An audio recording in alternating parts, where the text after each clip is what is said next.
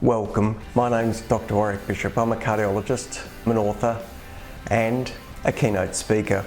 I'm CEO of the Healthy Heart Network. I'm all about trying to help people live as well as possible for as long as possible. Heart disease is huge in Australia. Every 20 minutes someone suffers a heart attack. Most of these could probably have been avoided if only we knew what to do. This podcast is all about helping you understand blood pressure, weight, cholesterol for better health. If you enjoy this podcast, I would be honoured for a 5-star review. You can share it with your family and friends. It may well save someone you love. Welcome, it's Dr. Warrick here, and thank you so much for joining me today. I'm actually really pleased to share a guest today with you who's reached out to me directly, and this is about something I genuinely don't know much about. With me today is Jack Clifford. So before we launch into that, Jack, I'd like to thank you and appreciate you for reaching out and sharing today. But for those listening, Jack is a 52-year-old male. His history professionally is that he worked in the military, and then in his late 40s developed chest problems, and in fact at 47 years of age during COVID in 2022 had a heart attack. And that really, I think, kicked off a journey for Jack along a particular technology that we'll be talking about today. And I'm really grateful to have the chance to share with someone who's intimately involved with this and learn more about it. I hope you get lots out of it. Jack from Florida, thank you so much for joining me. Sure thing. My pleasure. It's great to be here, Dr. Warrick. Appreciate it. Jack, look, I've quickly alluded to your medical history, but just in a very tight couple of words, a quick summary of where you were. I imagine if you were in the military, you were a reasonably fit fellow, and then 2022, talk me a little bit around that in the executive summary sort of style, and then we'll move on to really the essence of what we want to talk about today. Sounds good. Yeah, it was actually 2020 when this started. So December of 2020, ended up, the quick version is I ended up with 100% blocked LAD. So the widowmaker for your audience, I'm sure they're mostly familiar. Left anterior descending artery. So 3 coronary arteries were blocked, unstintably blocked. Recommendation was emergency bypass surgery. Not something I was ready to do at 47. So looked at this alternative, EECP, Enhanced External Counterpulsation, which is a machine that perhaps we can talk about here in a minute that uses compression to prompt your body slowly over time to grow its own bypasses. And that's what I did. So this is a great start here, Jack. So really, for those listening, there's a couple of bits and pieces that came out quickly. So let me just make sure we get those all clear. Jack had really bad coronary arteries, and then he's referred to a piece of technology called EECP, which stands for what did you say? External? Enhanced External Counterpulsation. Enhanced External Counterpulsation. Enhanced External Counterpulsation. How did you come across that technology, Jack? How did that come on Yeah, I was only loosely aware of its existence because I had heard a podcast mentioning it in 2015.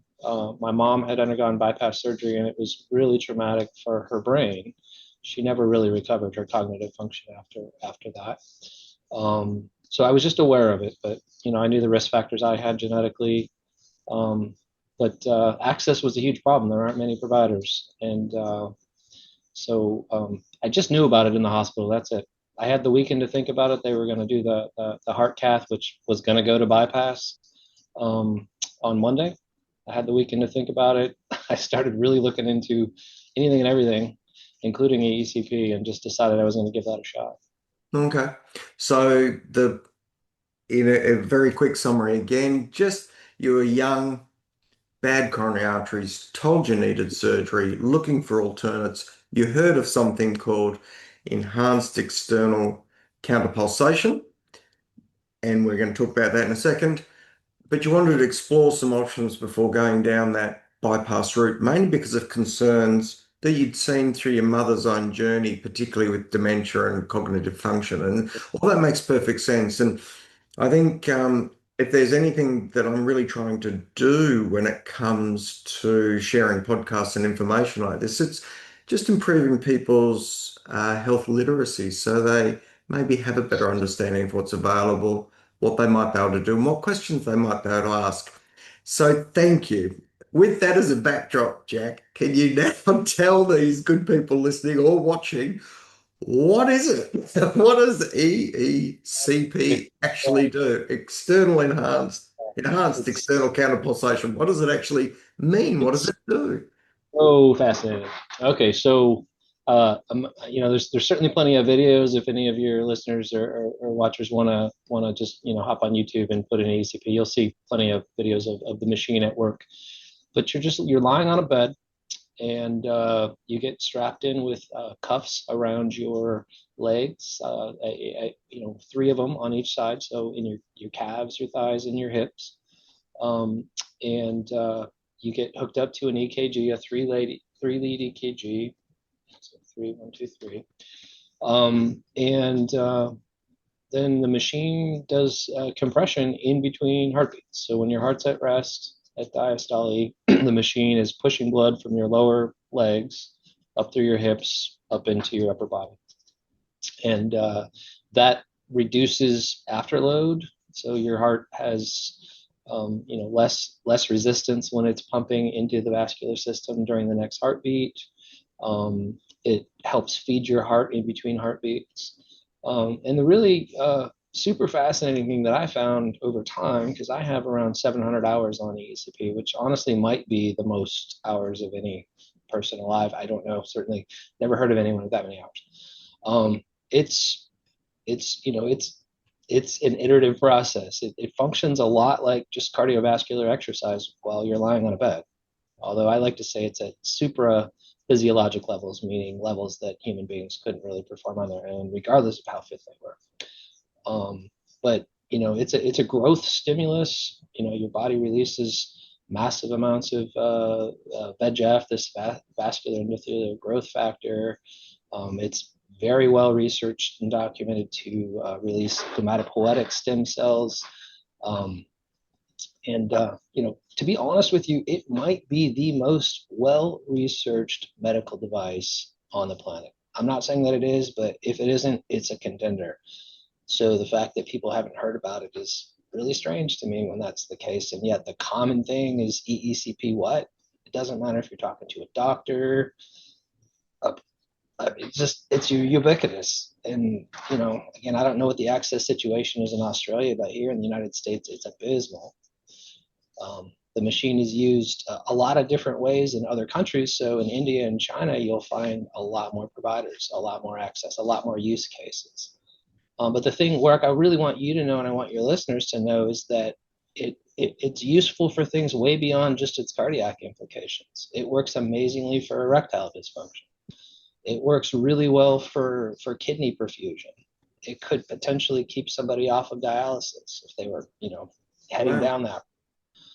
It works really well for dementia. It was studied in 2023 by Dr. Moriarty, a cardiologist at the Kansas University Medical Center. And the results, and this is a very well-designed 100-person plus participant with a sham arm, basically reverses dementia. Dementia should be getting worse. People that got EECP got better. Some of them dramatically better, but all of them improved. It's just a small example. I mean, it's blood flow. So if I can tease out some of this, Jack, and it doesn't matter if you know the answers or not, but as I'm thinking about it, and as the people tuned in, either listening or watching, are thinking about it, then we think of the heart squeezing. That's systole. That's the squeezing component of the cardiac cycle, contracting component of the cardiac cycle, and the blood pressure goes up. Now, that obviously drives perfusion, but the significance of that for the heart is that the heart's squeezing at the same pressure that the blood pressure is just above the heart because it's the muscle of the heart with the blood vessels around it that are part of the force that are generated. So there's an equal force through there, which for those listening means that blood flow during systole doesn't really happen that effectively, at least for the heart. We're going to talk about other organs in a minute. But if you think about it, if the heart's squeezing at 100 millimeters of mercury and the pressure in the aorta is 100 millimeters of mercury, there's no gradient. And so during that time of squeeze, the blood won't necessarily flow into the ventricle.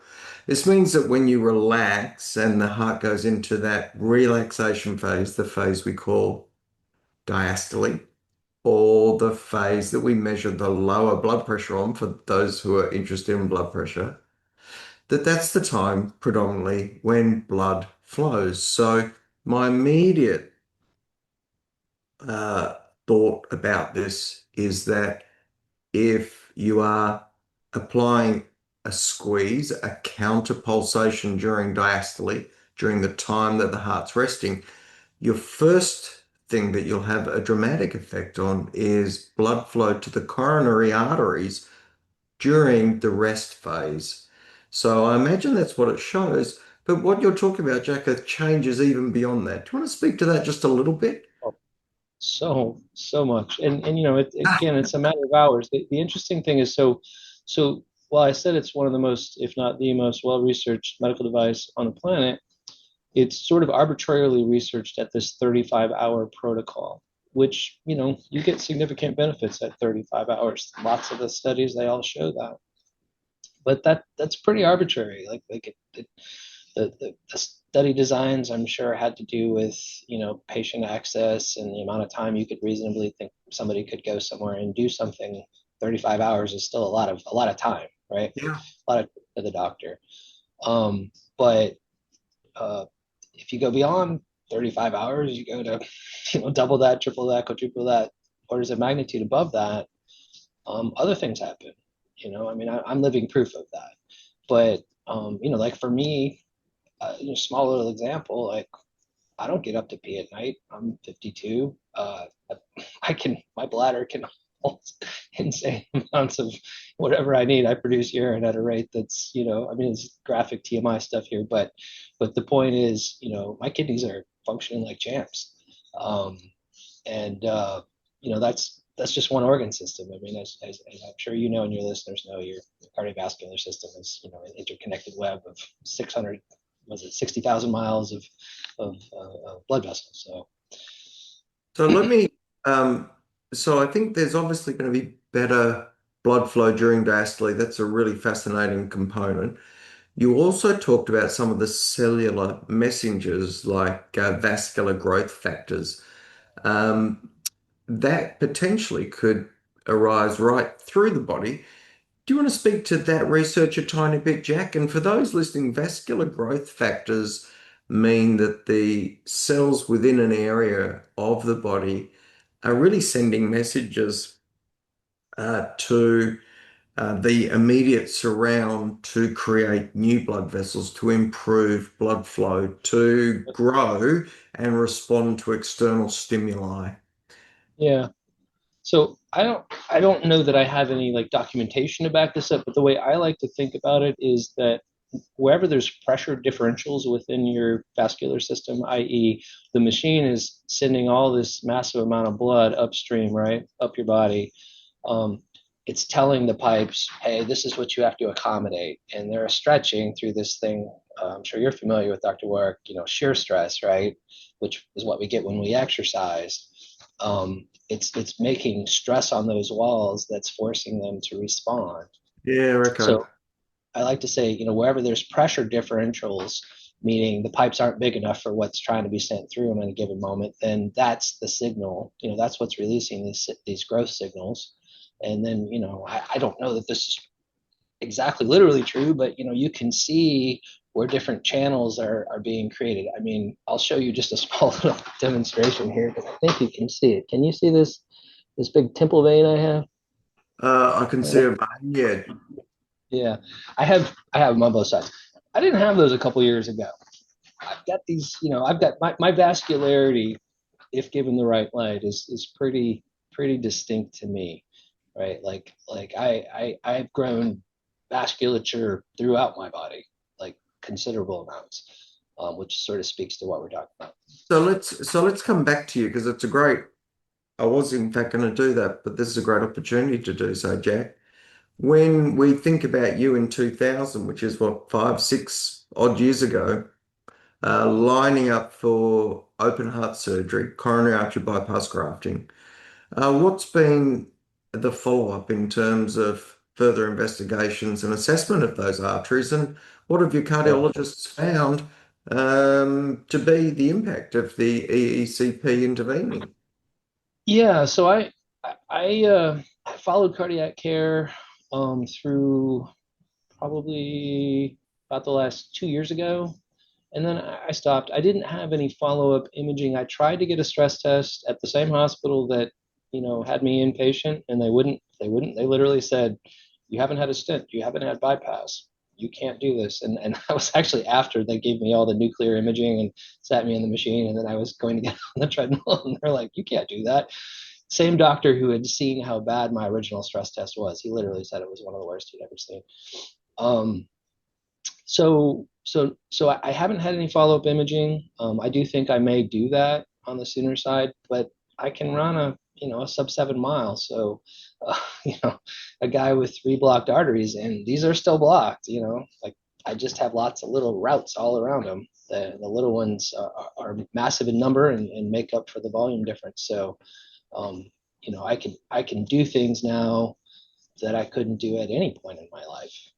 Do you know that for sure that you've had those extra new blood vessels created, Jack, or is that your interpretation of what's gone on after the EECP? Have you had a follow-up angiogram or something to actually demonstrate that?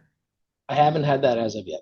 Okay. Definitely considering getting it, but again, I had that trip to the hospital where I did all that work to Yeah. and got sort of radiated and whatnot, and then Yeah. it left a bit of a bad taste in my mouth. So I may do that at some point. I'm quite confident of how it would go because again, I was getting chest pain at like 2.2 miles an hour Yeah. before. Okay. Now I So can run 8 9 miles an hour no problem. So for those listening and wondering what we're talking about, uh, Jack had multiple blockages within his coronary arteries. What can happen is that the body can naturally form new blood vessels and connect areas where there's blood flow with areas where there's not blood flow. This can happen in the heart, but it normally takes time because if you have a heart attack and a sudden block, those new connections just don't have time to form. Now, those new connections are called collaterals. They are called collaterals, and they really form a network of supply of blood that's not down the main artery. So if you think of a city or a town and you think of a main highway leading in or out of that town, as a way to get cars from one city to another. In this situation, what we're talking about is all the little roads where people live on, all having a fine network and them being so prolific that you could drive from one town to the next town on all the little roads. And you do that because the main highway is blocked. We call those collaterals, and that's what Jack is alluding to. Now, this occurs naturally, actually. And in fact, just yesterday while I was consulting, I saw a guy who had a 100% blocked circumflex artery and had produced collaterals. So this is nothing new.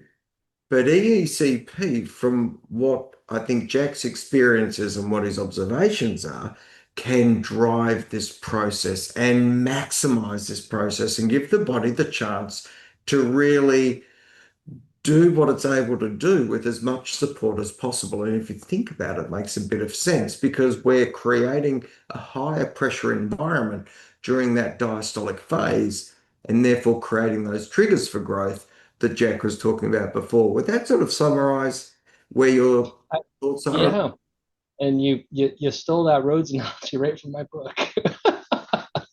Not saying you Say did that, again, but sorry. Say again.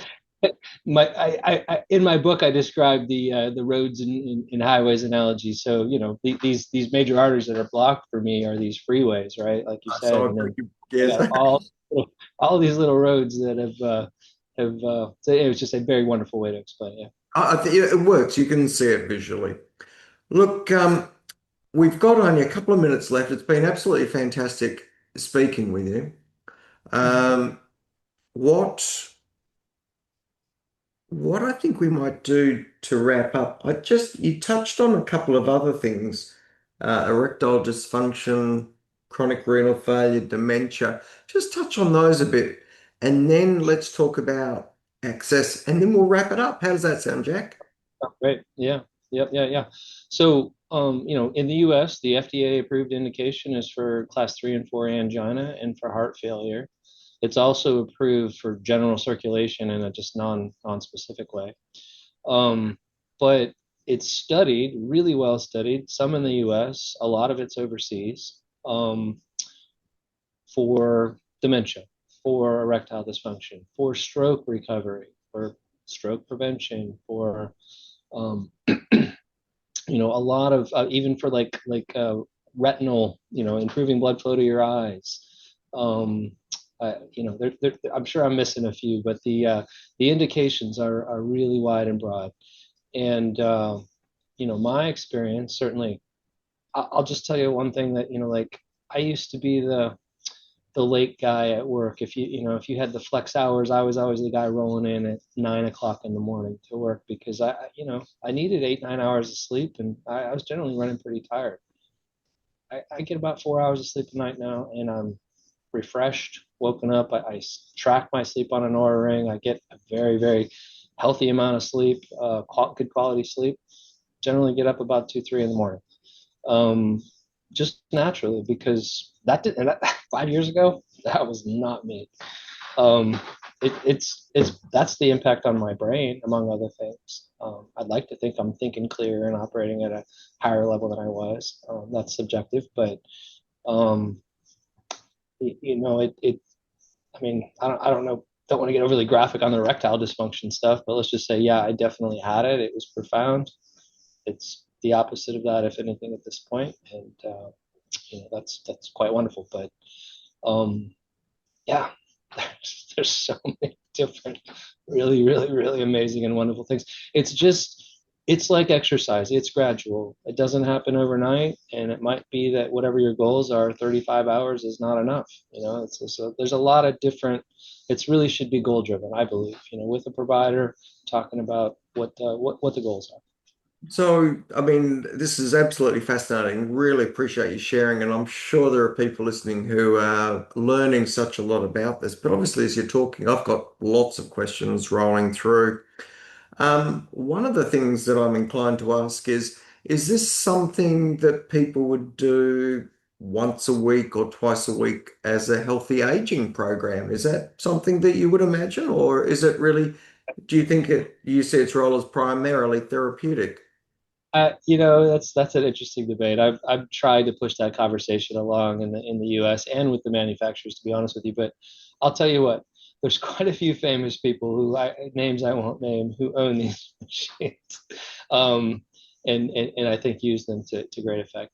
But the interval, I think it's got to go back to the goals. I use it every day still because I like it.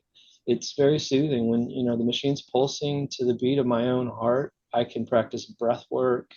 I can really relax and just have some good peaceful session in the morning before I start my day. It's not painful. It's not uncomfortable in any way. You get to the higher pressures, your body does adapt. So there's an adjustment period at some of the pressures, but also the pressures are infinitely adjustable. So, it starts at low pressure, which is about 1 pound per square inch. And then it goes up to 6 psi, pound per square inch. And, it goes up at zero point 0.01 intervals all the way up. So you can just tap that button and keep it where you want. So it could be that, to answer your question, that's a long-winded answer, sorry, but you could certainly get great effect from some regular interval. But, hopping on the machine once, you might not notice a difference. You hop on it twice, you still might not notice a difference. You hop on it 35 times, you're going to notice a difference. Okay. Yeah. So a couple of quick ones as we wind up. It sounds like you've got your own machine, so you've got it at home.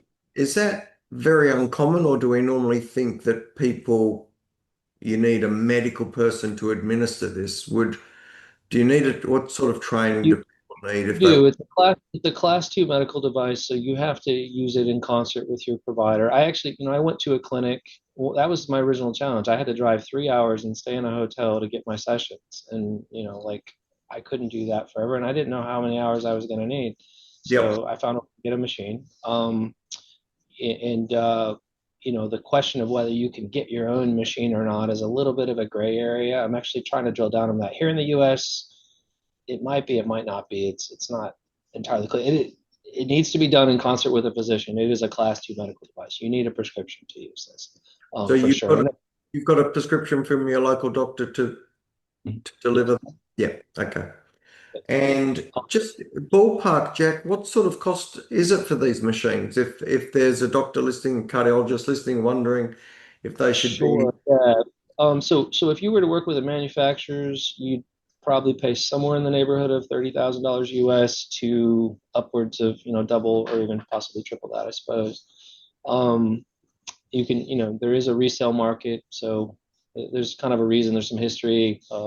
Some people invested in these and make them available for sale. So you can sometimes find some on the resale market for considerably less than that. Yeah, so.